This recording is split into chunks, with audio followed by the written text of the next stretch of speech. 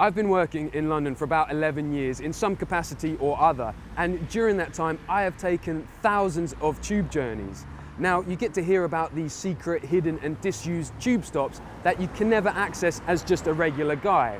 So Transport for London, TfL, actually offer tours of these inaccessible places. So I've got me and Ben a ticket, we're joining a group and we're going to go and explore Clapham South Subterranean Station Shelter. Let's go.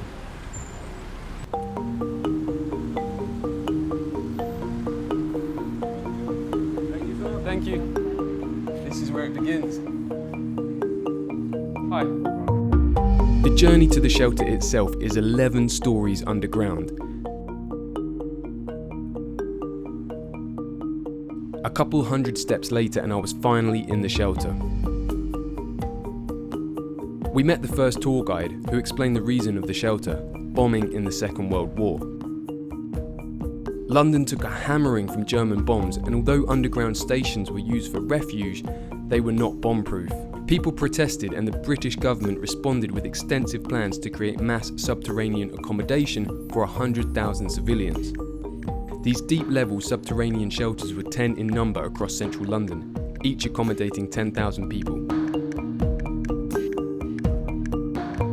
Another tour guide explained the medical facility, which was a stubby tunnel, short in length.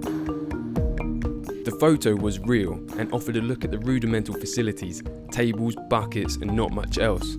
I couldn't help but think that this is the last place you'd want to have a health issue. Leaving the medical tunnel, we came to a huge long tunnel, impressively long, 400 metres long, every inch of it dug by hand. Walking the length of the tunnel, I was about to find out what was beneath my feet.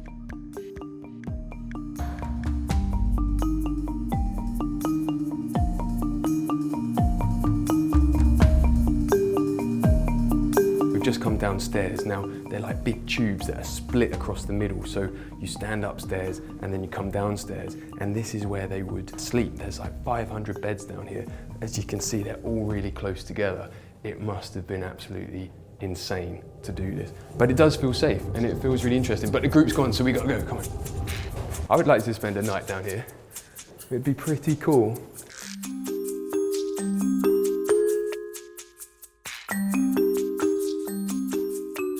Now, you can't spend a day without popping to the loo, so the next stop was the bathrooms. The urinals had been removed, but the picture shows how it used to be. I imagine they were the highest sanitary standards at the time, but I bet this got pretty rancid. The septic system could only last for 5 days until it would overflow. So the max survival time before having to go to the surface was 5 days underground. So we've been to the male lavatory and now we're in the canteen. You have to use your imagination a little bit because it was just here. There'd be like a counter, you could buy stuff, you could buy sausage rolls, tea, sandwiches, things like that. But as you can see, it's all quite more of the same. This split in two tunnel with the upstairs and downstairs. So we're gonna keep going, so let's go. It's amazing to see how the dimensions, how big it was, how small it was, I should say, really. How packed in people would have had to have been. You would have had to have really kind of changed your attitude to have a good time down here. But I guess if you're being bombed upstairs, that's a good enough reason to have a smile on your face being safe down here. We arrived at another set of bunks upstairs. I recall the tour guide saying that after the Second World War, whilst London was being rebuilt, labour would arrive from all over the place, including Eastern Europe and British colonies such as those in the West Indies. The men left their mark.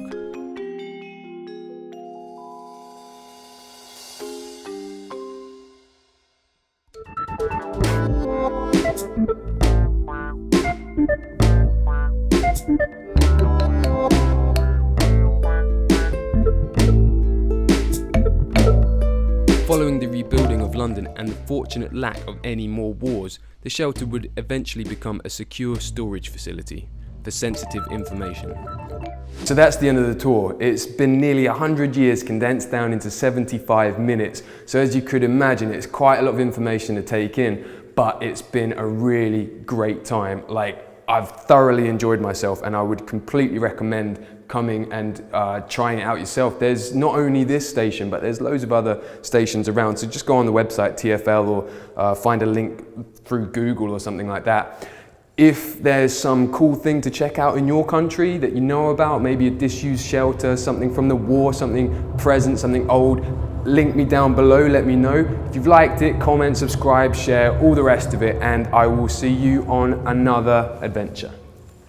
Right now, cameraman Bam and I have to find the path that marks the way down there because Ladonia isn't written on any maps. So we'll start the adventure and I'll explain everything on the way.